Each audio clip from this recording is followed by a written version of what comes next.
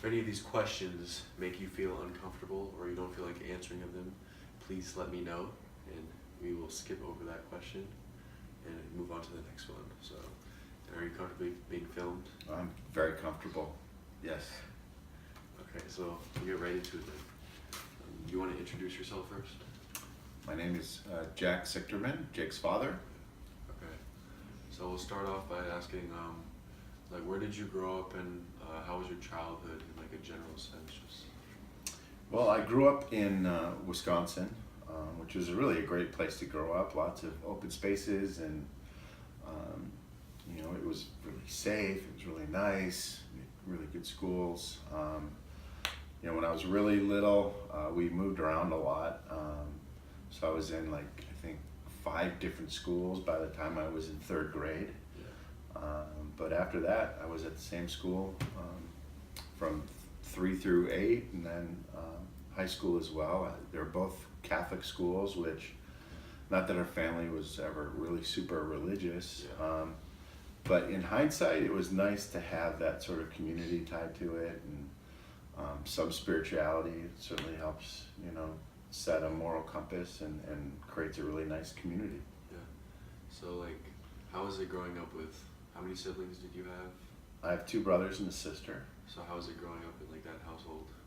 Well, for me, it was interesting as a middle child. My brothers were older, and my sister was the youngest of the family, so I was kind of the middle child, and my brothers got the big fancy rooms. My sister got a great room because she was the only girl, and I kind of found a place of my own. But at the same time, you get to fly under the radar a little bit that way, and I remember having a really happy childhood. My mom was a really creative person, and she's an artist, and supportive of that. My dad was an entrepreneur and had his own companies, and we had our share of, my parents ended up getting divorced when I was in high school, but we felt a little bit insulated from that, I think, and at least I did, and had a really happy childhood.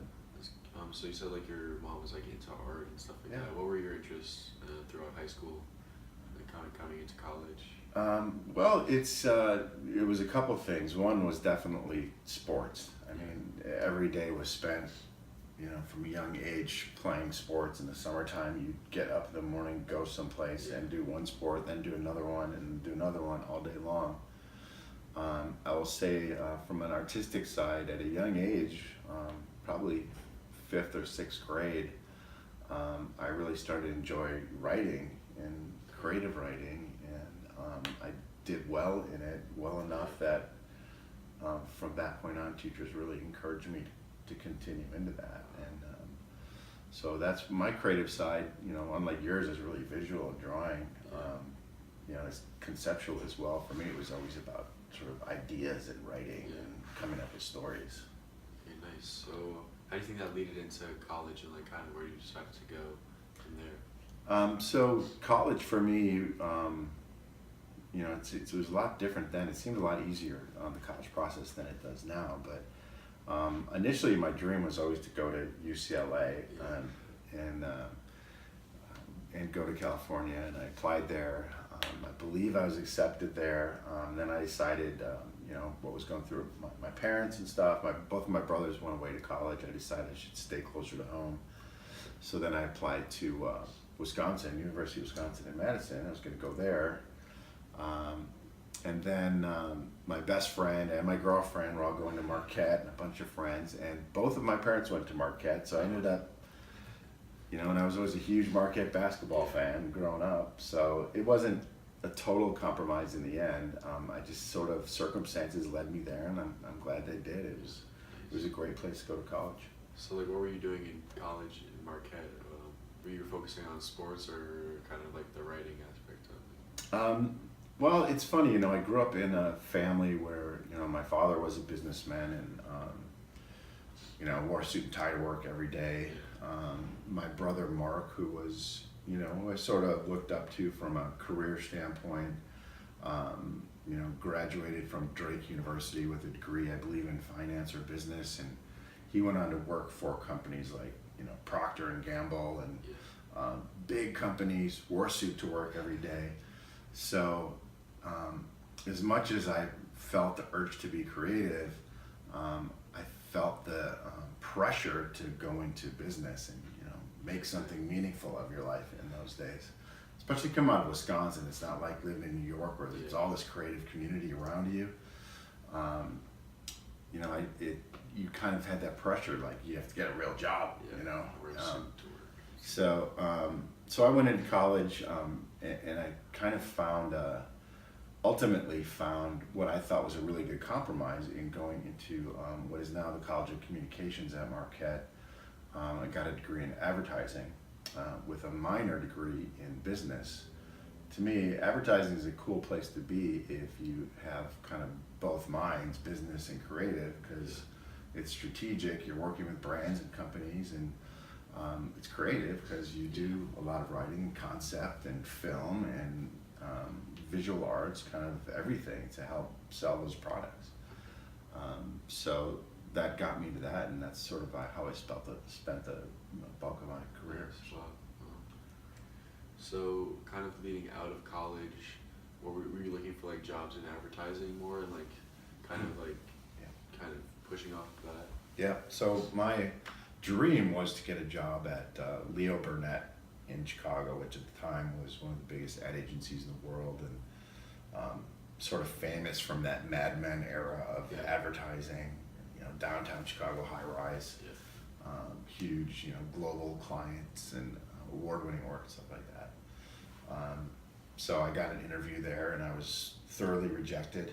I guess I didn't have the right portfolio. Looking back at it, my portfolio was horrible, but so I kept working. Ultimately, I got a job at the biggest agency in Milwaukee, an agency called Hoffman York, and I moved up there really quick. After 2 years, I became the sort of youngest account executive in charge of some pretty big accounts there, and I was really on the suit side, they call it, where you wear a suit to work every day and you deal with the clients and you manage projects and stuff like that. But the writing bug was sort of always there. So I also got into a bit of PR while I was there, so I started writing press releases and doing things like that. So I was able to scratch that creative itch a little bit while I was there. That ultimately led to me going to work for a big agency in Chicago called Bozell.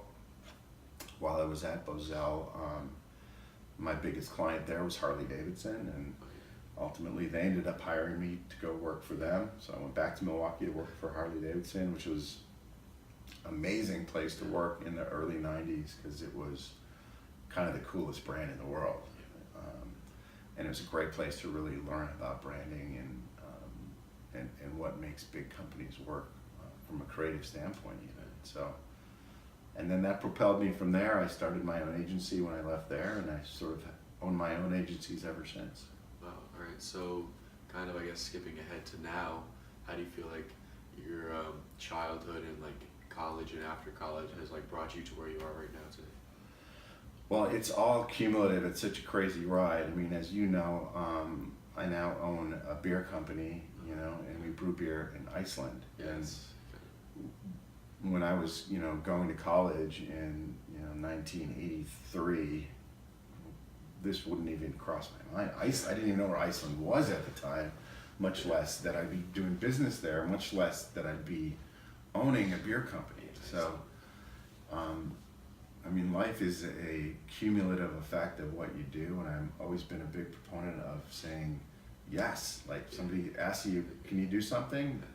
Even if you can't, say yes. Like, go for it, do it. Seize opportunities and go from life. That's the only way you move forward. And, that's something that is a roller coaster ride too. I could have stayed at Harley Davidson forever, and at this point I would have been there for 25 years or so, and I would probably have a big fat 401k and a stock option package. But I'd probably be living in a house in the suburbs of Milwaukee somewhere, and it would be a much different life from the adventure that I've lived. I've been all over the world now, and it's kind of crazy to think some of those choices you make really determine where you end up. But So I'm glad I didn't stay there. But like I said, that would have been a really safe, steady life. I've had a life like this because you take chances, and sometimes that means risk either comes with reward or potentially failure. So, Yeah. but you have to be willing to take those risks to eventually, get that success. So, Yeah. And I guess to conclude this, how do you feel about like, you feel like you achieved the American dream, and like, do you feel like your children and their children to come can kind of climb this socioeconomic ladder and kind of just like build their way up in society? yeah, I mean, absolutely. I'm the American dream. I mean, I did not come from a wealthy family. We were solid middle class. Yeah.